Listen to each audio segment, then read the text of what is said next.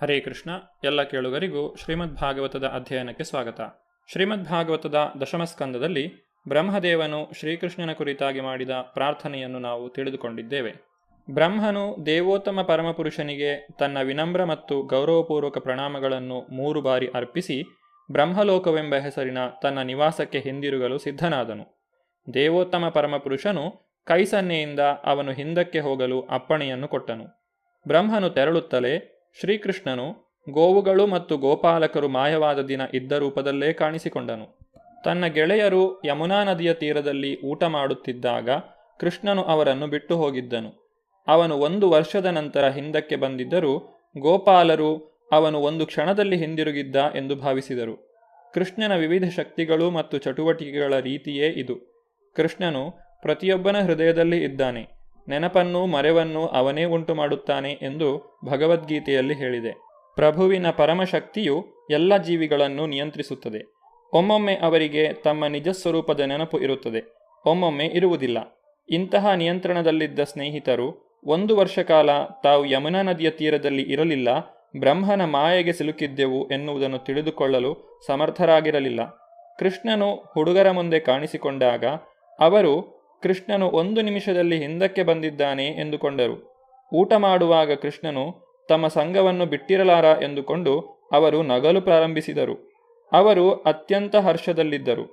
ಪ್ರಿಯ ಗೆಳೆಯ ಕೃಷ್ಣ, ಇಷ್ಟು ಬೇಗ ನೀನು ಹಿಂದಕ್ಕೆ ಬಂದಿದ್ದೀಯೆ. ಆಗಲಿ, ನಾವಿನ್ನೂ ಊಟವನ್ನು ಪ್ರಾರಂಭಿಸಿಯೇ ಇಲ್ಲ, 1 ತುತ್ತನ್ನೂ ತಿಂದಿಲ್ಲ. ದಯವಿಟ್ಟು ನಮ್ಮ ಜೊತೆಗೆ ಕುಳಿತುಕೋ, ನಾವೆಲ್ಲ ಒಟ್ಟಿಗೆ ಊಟ ಮಾಡೋಣ ಎಂದು ಕರೆದರೂ ಕೃಷ್ಣನು ನಸುನಗುತ್ತಾ ಅವರ ಆಹ್ವಾನವನ್ನು ಒಪ್ಪಿಕೊಂಡನು. ತನ್ನ ಸ್ನೇಹಿತರ ಜೊತೆಗೆ ಸಂತೋಷ ಪಡುತ್ತಾ ಊಟ ಮಾಡಿದನು. ಊಟ ಮಾಡುತ್ತಾ ಕೃಷ್ಣನು, ನಾನು 1 ಕ್ಷಣದಲ್ಲಿ ಹಿಂದಕ್ಕೆ ಬಂದುಬಿಟ್ಟೆ ಎಂದು ಈ ಸ್ನೇಹಿತರು ನಂಬಿದ್ದಾರೆ. 1 ವರ್ಷ ಕಾಲ ಬ್ರಹ್ಮನ ನಿಗೂಢ ಕಾರ್ಯಗಳಲ್ಲಿ ನಾನು ತೊಡಗಿಕೊಂಡಿದ್ದೆ ಎಂದು ಅವರಿಗೆ ತಿಳಿಯದು ಎಂದು ಯೋಚಿಸಿದ. ಊಟ ಮಾಡಿದ ಮೇಲೆ ಕೃಷ್ಣನು ಅವನ ಸ್ನೇಹಿತರು ಕರುಗಳು ವ್ರಜಭೂಮಿಯಲ್ಲಿ ತಮ್ಮ ತಮ್ಮ ಮನೆಗಳಿಗೆ ಹೊರಟರು. ದಾರಿಯಲ್ಲಿ ಬೃಹದಾಕಾರದ ಸರ್ಪದಂತೆ ಬಿದ್ದಿದ್ದ ಅಘಾಸುರನ ಹೆಣವನ್ನು ನೋಡಿ ಸಂತೋಷಪಟ್ಟರು. ಕೃಷ್ಣನು ವ್ರಜಭೂಮಿಗೆ ಹಿಂದಿರುಗಿದಾಗ ವೃಂದಾವನದ ನಿವಾಸಿಗಳೆಲ್ಲ ಅವನನ್ನು ಕಂಡರು. ಅವನ ಕಿರೀಟದಲ್ಲಿ ಒಂದು ನವಿಲುಗರಿಯಿತ್ತು. ಕಿರೀಟವನ್ನು ಕಾಡಿನ ಹೂವುಗಳಿಂದ ಅಲಂಕರಿಸಲಾಗಿತ್ತು. ಅವನು ಪುಷ್ಪಮಾಲೆಗಳನ್ನು ಧರಿಸಿದ್ದ ಮತ್ತು ಗೋವರ್ಧನಗಿರಿಯ ಗುಹೆಗಳಿಂದ ತಂದಿದ್ದ ಖನಿಜಗಳ ಬಣ್ಣವನ್ನು ಧರಿಸಿದ್ದ. ಗೋವರ್ಧನಗಿರಿಯು ಸಹಜವಾದ ಕೆಂಪು ಬಣ್ಣಗಳಿಗೆ ಪ್ರಸಿದ್ಧವಾಗಿತ್ತು. ಕೃಷ್ಣನೂ ಅವನ ಸ್ನೇಹಿತರು ತಮ್ಮ ದೇಹಗಳಿಗೆ ಆ ಬಣ್ಣಗಳನ್ನು ಹಚ್ಚಿಕೊಂಡಿದ್ದರು. ಪ್ರತಿಯೊಬ್ಬರ ಕೈಯಲ್ಲೂ ಕೊಂಬಿನ ಕಹಳೆ, ಒಂದು ಕೋಲು ಮತ್ತು ಕೊಳಲು ಇದ್ದವು. ಅವರು ತಮ್ಮ ತಮ್ಮ ಕರುಗಳನ್ನು ಅವುಗಳ ಹೆಸರು ಹಿಡಿದು ಕರೆಯುತ್ತಿದ್ದರು. ಕೃಷ್ಣನ ಅಚ್ಚರಿಗೊಳಿಸುವ ಕಾರ್ಯಗಳಲ್ಲಿ ಅವರಿಗೆ ಎಷ್ಟು ಹೆಮ್ಮೆಯೆಂದರೆ ಹಳ್ಳಿಯನ್ನು ಪ್ರವೇಶಿಸುತ್ತಾ ಅವನ ಮಹಿಮೆಯನ್ನು ಕುರಿತು ಹಾಡುಗಳನ್ನು ಹಾಡುತ್ತಿದ್ದರು. ವೃಂದಾವನದ ಗೋಪಿಯರೆಲ್ಲ ಕೃಷ್ಣನು ಗ್ರಾಮವನ್ನು ಪ್ರವೇಶಿಸುತ್ತಿದ್ದುದನ್ನು ಕಂಡರು.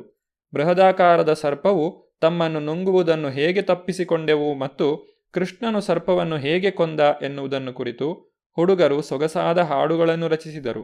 ಕೆಲವರು ಕೃಷ್ಣನನ್ನು ಯಶೋದೆಯ ಮಗನೆಂದು, ಇನ್ನು ಕೆಲವರು ನಂದ ಮಹಾರಾಜನ ಮಗನೆಂದು ಕರೆದರು.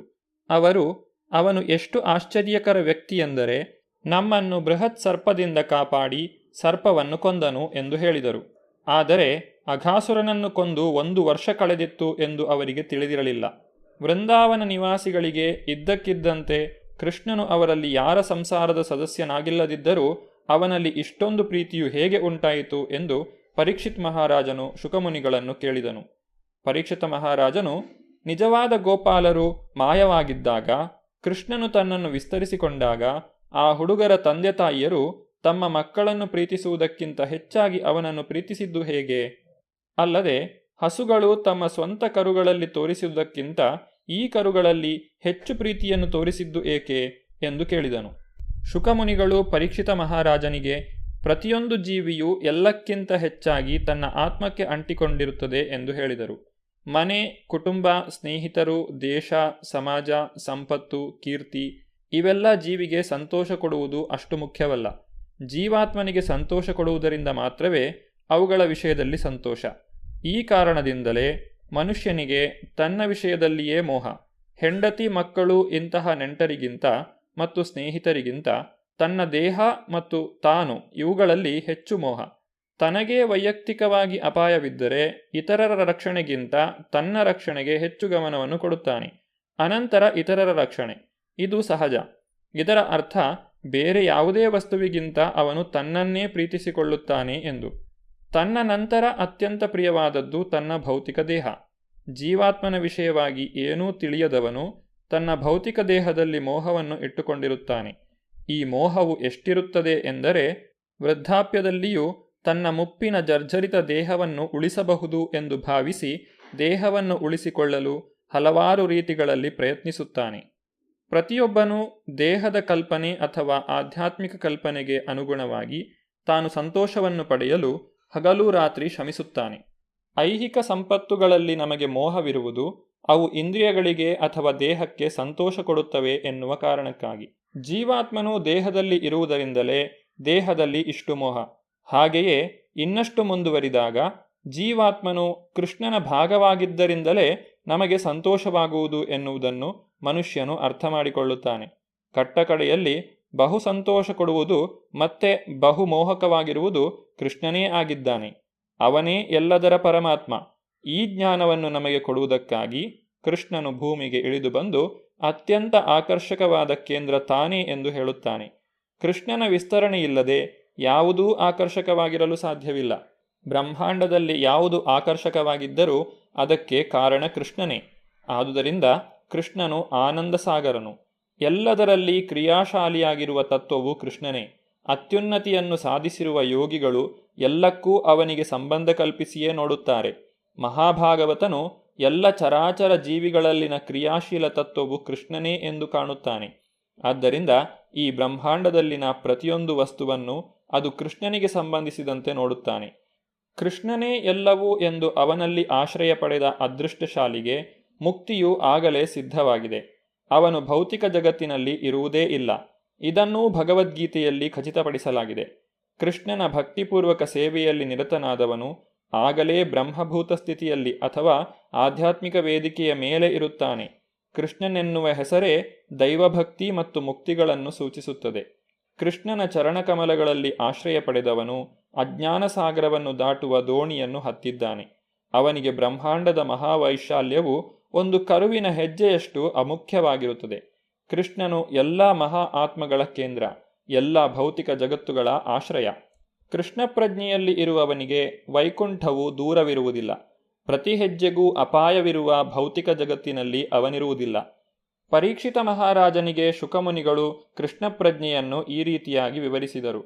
ಶುಕಮುನಿಗಳು ಬ್ರಹ್ಮನ ಮಾತುಗಳನ್ನೂ ಪ್ರಾರ್ಥನೆಗಳನ್ನೂ ಸಹ ರಾಜನಿಗೆ ಹೇಳಿದರು.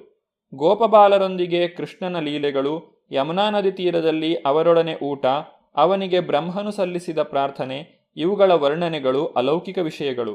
ಇವುಗಳನ್ನು ಯಾರು ಕೇಳುತ್ತಾರೋ, ಪಠಿಸುತ್ತಾರೋ ಅಥವಾ ಸಂಕೀರ್ತನೆ ಮಾಡುತ್ತಾರೋ ಅವರ ಆಧ್ಯಾತ್ಮಿಕ ಬಯಕೆಗಳು ನಿಶ್ಚಯವಾಗಿಯೂ ಕೈಗೂಡುತ್ತವೆ.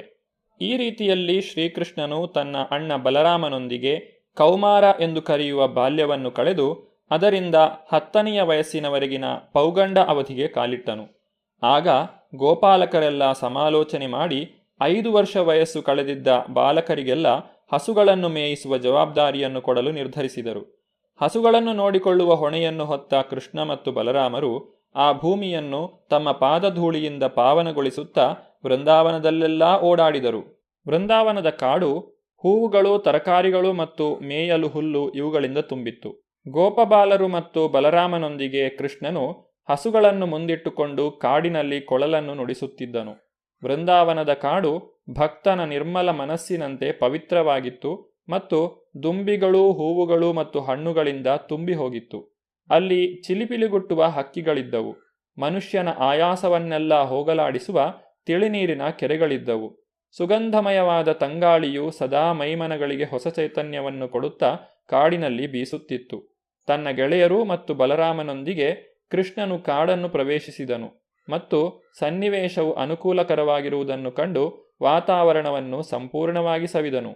ತನ್ನ ಚರಣಕಮಲಗಳನ್ನು ಸ್ಪರ್ಶಿಸಿ ಸ್ವಾಗತ ಬಯಸುವಂತೆ ಎಲ್ಲ ಮರಗಳು, ಹಣ್ಣುಗಳು ಮತ್ತು ಹೊಸ ಕುಡಿಗಳಿಂದ ತಡೆಯಲಾರದಷ್ಟು ಭಾರವಾಗಿ ಭೂಮಿಯನ್ನು ಮುಟ್ಟಲು ಕೆಳಕ್ಕೆ ಬಾಗಿದ್ದುದನ್ನು ಕೃಷ್ಣನು ಕಂಡನು. ಮರಗಳು, ಹಣ್ಣುಗಳು ಮತ್ತು ಹೂವುಗಳು ನಡೆದುಕೊಂಡ ರೀತಿಯನ್ನು ಕಂಡು ಶ್ರೀಕೃಷ್ಣನಿಗೆ ಬಹಳ ಸಂತೋಷವಾಯಿತು. ಅವನು ಅವುಗಳ ಅಪೇಕ್ಷೆಯನ್ನು ಅರ್ಥ ಮಾಡಿಕೊಂಡು ನಸುನಕ್ಕನು. ವೃಂದಾವನದಲ್ಲಿ ಶ್ರೀಕೃಷ್ಣನು ನಡೆಸಿದ ಬಾಲಲೀಲೆಗಳ ಕುರಿತಾಗಿ ಮುಂದಿನ ಸಂಚಿಕೆಯಲ್ಲಿ ನೋಡೋಣ. ಧನ್ಯವಾದಗಳು. ಹರೇ ಕೃಷ್ಣ.